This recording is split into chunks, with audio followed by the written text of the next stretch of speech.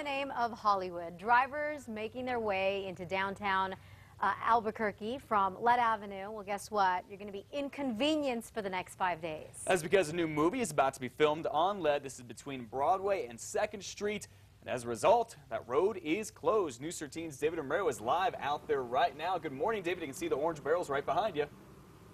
Good morning, Matt. Well, these orange barrels are the worst thing that you can probably see around anywhere in town. And of course, it's going to be that way here on Lead for about the next few days, all in the name of making a movie here in Albuquerque. Take a look behind me. There was some initial confusion as to when this was going to be blocked off. We first saw signs that said it was going to be blocked off as early as yesterday. That's not the case, and we heard from the city that's because the movie execs changed their mind and they had to change the schedule of when it's being shot here. It's starting from today instead until Tuesday night at 8 p.m.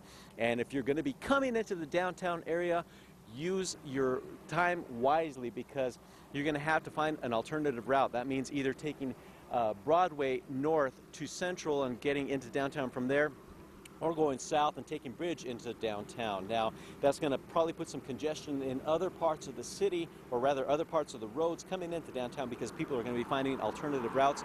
Use your time wisely, as we mentioned, and of course right now you want to slow down because there's going to be some crews and people around here, so exercise a little caution if you're going to be coming this way. Matt, back to you. All right, David, Elizabeth is wondering, she wants to know, have you seen Mark Wahlberg or Denzel Washington out there just yet? They're the actors in the movie. They're in Unit 2 right now. We were just having coffee with them, and I'm sure you were.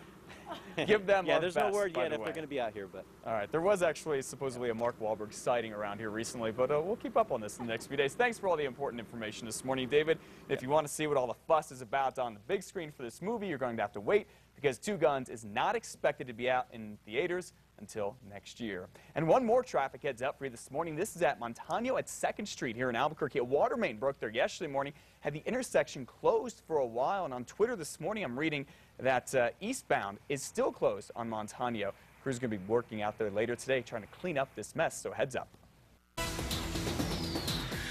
Developing right now, the man charged with the recent murders of a woman and her nephew is expected to make a court appearance today. Brian Pulliam was arrested yesterday. Cops are charging him with the double murder of Kirsten Landau and Dylan Searfoss. The victims were found shot to death in a northeast Albuquerque home Tuesday evening. We're told the suspect is Kirsten's ex-boyfriend. Now, family members told police that the couple had a history of domestic violence. We've also learned that Pulliam also has a criminal record. Police say he's been arrested for auto theft, armed robbery, to even attempted murder.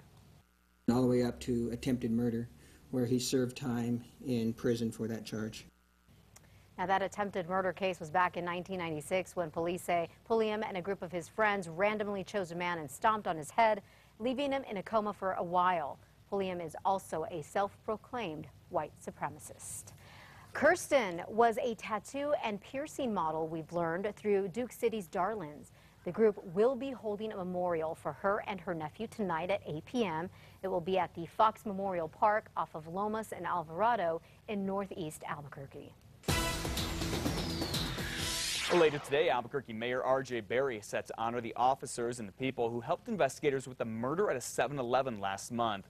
They are this week's Friday's Heroes and will be honored at City Hall at 2 this afternoon. Back in July, police say Eloy Aguilar, Dylan Villarreal, and Julian De Herrera, these three young men, were at the 7-Eleven across from UNM early one morning when Aguilar shot and killed the clerk there, Chad Mercer. All three men are now charged with murder. Well, some encouraging news this morning with the two teenagers from La Cueva High School who were seriously hurt in a car crash last month. Jessica Sanchez has been airlifted to Craig Hospital in Denver. It's a place that specializes in traumatic brain injuries. Back in July, Sanchez and her best friend Lily Pickard crashed and rolled their SUV on Paseo del Norte near Tramway. They were not wearing their seatbelts and were thrown out of that SUV. Both now have serious brain injuries and were in comas for weeks. Pickard is still in the hospital here in Albuquerque. Should also be going to Denver sometime soon. An APS mother is upset this morning, saying the school district is backing down on punishing a bully who was sending horrible text messages to her son. Back in May, we told you about the hate messages that were sent to Jill Frankel's son. Both teens go to El Dorado High School. The district had suspended the bullying teen until January, but now the district says a long-term suspension is not appropriate, so the bullying teen is now back in school. It would have been really respectful and awesome of them had they given us some warning that this child was back at school, and they just told me that they weren't able to do that because he wasn't my child. District officials do tell us that the teens will not have any classes together, and the bullying teen could still face criminal charges for harassment. A state police officer is in trouble this morning. Investigators say the officer was recently caught paying a visit to Cheeks Strip Club in Santa Fe in his patrol car while he was off duty.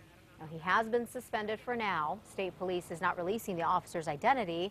All they are saying is that he was in Santa Fe at the time for some training. Happening right now, flags are flying at half-staff today to honor a public safety officer who died last week while helping with a crash. Governor Susana Martinez ordered the flags to be flown at half-staff for Robert Potter. He had a massive heart attack after helping rescue people involved in a tractor-trailer crash near Vado. Potter died the next day. He was 41 years old and leaves behind a wife and a son. And also happening today, Bernalillo County firefighters will kick off their annual drive to raise money for the Muscular Dystrophy Association. So from now until August 29th, firefighters will be out in front of stores all around the county collecting donations. Last year, they raised more than $25,000 with the fundraiser. This is going on all over the state, all over the country as well, so not just here in Bernalillo County.